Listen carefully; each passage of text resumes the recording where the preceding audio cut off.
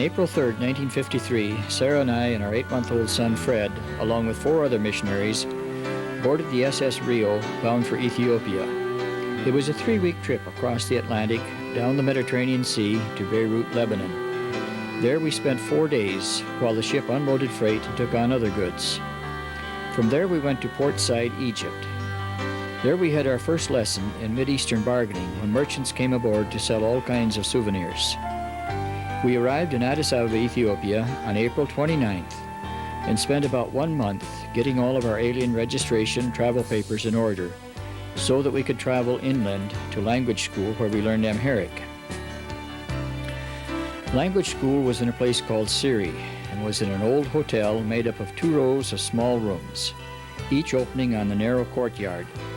Language study was partly classroom study and also visiting in the homes so that we could listen to the Ethiopian speaking and begin to use what we had learned. It also included teaching classes to nationals. Outside of classes, we learned the best places to buy meat was down by the riverbank where the animals were slaughtered. The meat shops did not have refrigeration or enclosed cabinets to keep it, and the flies were everywhere. January 1954, following 6 months of language school, we were appointed to Dessie in northern Ethiopia. SIM had been given 160 acres to build a hospital and living facilities for staff and for the leper patients who would come there to live for the time they would be in treatment. Another family went with us at that time. Bill Schmidt was in charge of the building project. I was to help with the building and also start developing the agriculture work, as we were to provide food for the patients while they were living there.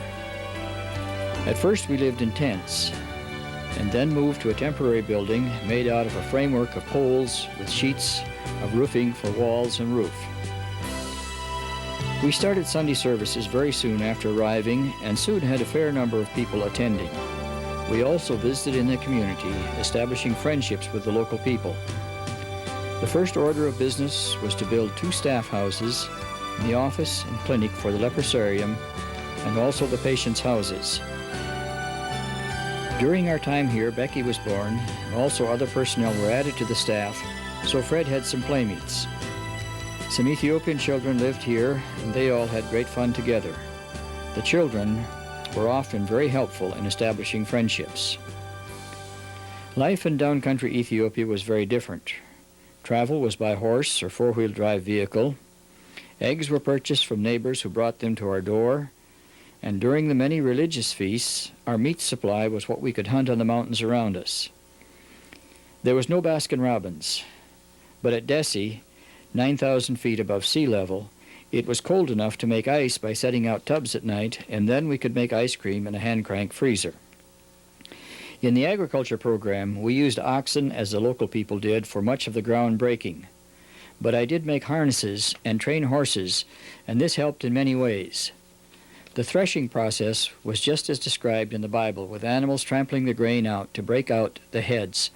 Then the straw is taken away, and the grain is thrown into the air for the wind to carry away the chaff.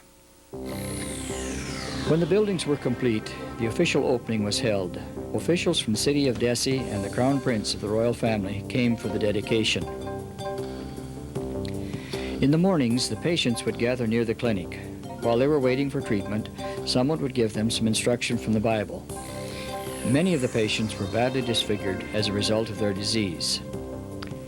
Those who were able helped with the work that had to be done. Sara had classes for the women in literacy and Bible. In due time there were converts, both from the leper patients and from the surrounding community. It was thrilling later to see the first baptismal service and the beginning of a church. After 2.5 years in Dessie, we were transferred to Addis Ababa, where we both assisted in teaching at the Christian Training Institute. This was an elementary school with Bible as part of the curriculum. Even though it went only to 8th grade, many of the students were in their upper teens and early 20s. It has been interesting to see how some of these young men have continued to serve the Lord, even during the years of the communist control in Ethiopia. Our daughter Marion was born at CTI in 1956. In In 1959, we started our second term at SIM's other leprosarium at Sheshimani in southern Ethiopia. David was born while we were on furlough and was 5 months old when we arrived here. Fred started boarding school at Bingham Academy in Addis Ababa at this time. My work here again was supervising the agriculture project. This was a much bigger operation than Desi had been, and the farm was mechanized. It was a warmer climate so that we had good coffee growing. There was a small bookshop to provide Christian literature. Sara was involved in teaching women to read and also taught Bible. In 1960, we moved to Maichau. This was a city in the far north of Ethiopia. It was a 2-day trip from Addis Ababa over rugged mountain roads. The view from our front door across the river was the marketplace, where thousands of people gathered weekly to buy and sell. The main part of our ministry here was the elementary school of about 150 students, with a staff of 6 national teachers. Both Sara and I taught Bible and English. On every holiday, the students would march to the town square for a big parade. When the governor's pet ostrich strayed into our schoolyard, it provided great excitement. If you think staying on a bucking horse may be difficult, try staying on an ostrich when he decides to put his head down. Every student that got on fell off as soon as the ostrich put his head down. Bible classes with the neighbors were also part of our work, as well as visiting people in their homes and at work. During the time that we were at Maichau, both Becky and Marion started school at Bingham Academy. They were in school from September until Christmas, and then from January to June. Since it was so far, we never saw them during the school time. It was always a happy time when they came home. Steve and Rick were also born while we lived here. SIM was constantly looking at other areas where the gospel had not gone. I had the privilege of going with our field director on a survey trip to one of these places. It was an area in the northwest corner of Ethiopia and a place of tremendous need, but unfortunately SIM did not have staff to meet all the challenges before us at that time. Following our second furlough, we were appointed to Durrami, south of Addis Ababa. The last 8 miles was a very difficult road in the rainy season.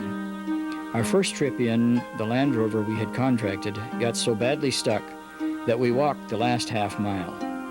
Later trips in and out presented many challenges. The home we had here was larger than many of the mission houses, which made it very comfortable for our family. By this time, David started first grade, so most of the time, Steve and Rick were the only ones at home. In the Durrami region, there were over 200 churches, so a large Bible school was in operation. Many small homes had been built on the campus, so the Bible school students came with their wives and families. Most of the wives had very little education, so a separate division of the school was operated for them. Many of these families would be going out to other areas as national missionaries, and this training would greatly help them in their ministry.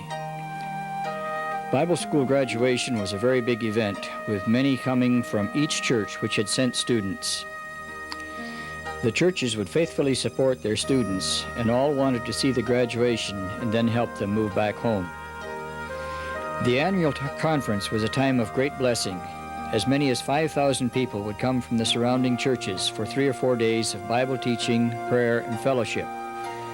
They would come and sleep in the schoolhouse, under the trees, wherever they could stay, and enjoy this time. Early in the morning they would be up for prayers before the rest of the group started to hold a meeting. A large part of my work was weekly Bible classes for the elders from surrounding churches, going out to the churches for meetings with church leaders. During school holidays, Fred sometimes went with me. Our next appointment after furlough was for Grace Bible Institute in Jimma. This was a Bible school training pastors and Bible school teachers who had a higher level of education and were therefore capable of more in-depth study. Students spent many hours in the library preparing assignments. These students were very keen and challenging to teach. There were students from all parts of Ethiopia and also from Sudan and Somalia. Sara also had classes with some of the wives who did not know enough English to attend the regular classes. Our home was also the guest house for missionaries traveling between Addis Ababa and isolated stations in the western part of Ethiopia. Jimma was the hub for MAF services to these isolated stations. Then from Jimma to Addis Ababa, commercial air or bus travel was always available. As district superintendent, I frequently traveled with MAF to see the work on these stations. By this time, our two older children were in the USA for college, and during our time here, Marion also started college. With 3 SIM families and 3 or 4 MAF families, it meant that during school vacations there was plenty of activity around. Their favorite picnic and hiking spot was the lake, in which a herd of about 50 hippos lived. Many of the missionaries used motorcycles for transportation around town and to some of the surrounding churches. For myself, a mule served better. I would regularly go with some of the students to visit churches in very remote places. One student had a weekly Sunday school class under a tree that had for years been used for Satan worship. Baptism was a very big step for new believers here. This seemed to be the evidence to the family that they were truly leaving their old form of worship and committed to following Christ. In September 1974, the communists took control of Ethiopia. Near the end of 1974, all students above 10th grade in the whole of Ethiopia were conscripted and sent out into the countryside to organize the country people and to teach the Marxist doctrine. The students had no choice about this, and it was a very difficult time for them. This included more than half of our students. We were able to continue working at Jimma with a few students until 1976, when we left for furlough. In 1977, the government closed Grace Bible Institute and gave the students and the missionaries 24 hours to leave. We were not able to return to Ethiopia until 1980 and could only work in Addis Ababa then. When we returned, Rick was the only one of the children who was with us. He went to Kenya to Rift Valley Academy for his last 2 years of high school. My assignment was in administration as area field secretary. There was a great deal of famine by then, so much of my work involved getting government permissions for famine workers, relief supplies, and equipment, and getting these through customs and into the country. In some cases, feeding stations were set up. In other situations, grain, flour, and powdered milk were taken to a central distribution point. Sometimes these could only be reached by helicopter. A supply would be given to their families to take to their homes. During this time, Sara taught at Bingham Academy, where our children had attended. Because now there were only a few missionaries in Ethiopia, Bingham had drastically changed from an MK boarding school to a day school with children from mostly diplomatic families. Some years there were as many as 17 nationalities in her class. This was a wonderful opportunity to get the gospel to people from around the world, as each class would put on a special program in which the gospel was made clear. All the parents would come to see their children perform. Field Day was always a day of great excitement and another opportunity to build relationships with parents. We lived in an apartment that was formerly a dormitory. We enjoyed entertaining in our home. In 1986, I took over as media secretary, which included management of our printing facility. There was a growing demand for Bible study materials, yet because of the communist control of the country, it was difficult to produce them. Printing on a regular press was forbidden, but use of a stencil duplicator was considered to be for limited distribution, and so was allowed. Getting supplies was an extremely difficult problem. Even so, we managed to prepare thousands of books. We were 11 years in Addis Ababa before retirement in December 1991 from Ethiopia. We praise God for His faithfulness and leading down through our years in Ethiopia.